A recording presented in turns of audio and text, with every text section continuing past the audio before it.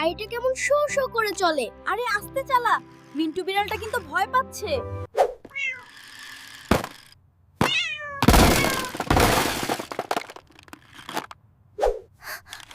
ইস, মিন্টু এটা কি করলো? আমার গাড়ির চাকাটা ভেঙে গেল। এখন কি হবে হুসাইন? আমরা কি এটা ঠিক করতে পারবো? চিন্তা করিস না তালহা, আমি এখনই এটা ঠিক করে ফেলবো। আব্বুর টুল বক্সে বড় একটা কাঁচি আর ছুরি আছে।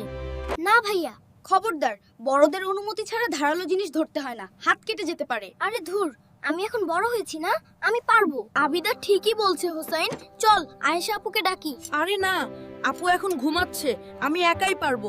বিসমিল্লাহ। ওরে বাবা!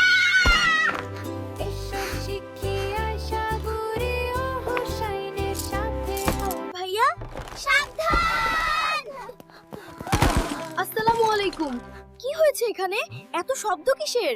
ওয়ালাইকুম আসসালাম।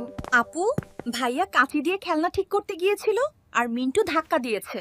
অল্পের জন্য পা কাটেনি। হোসাইন, রাসূলুল্লাহ আমাদের নিজের শরীরের যত্ন নিতে বলেছেন।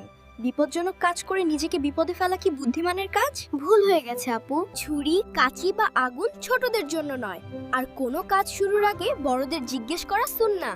আমরা আর এমন করব না আপু। চলো, আমি ঠিক করে দিচ্ছি, কিন্তু তার আগে কি বলতে হয়? বিসমিল্লাহির রহমানির রহিম। এই নাও, মনে রেখো মিন্টু অবুঝ প্রাণী, ওর সাথে রাগ করা যাবে না, আর কখনো একা বিপজ্জনক জিনিস ধরবে না। জি আপু। এখন চলো খেলি। মিউ।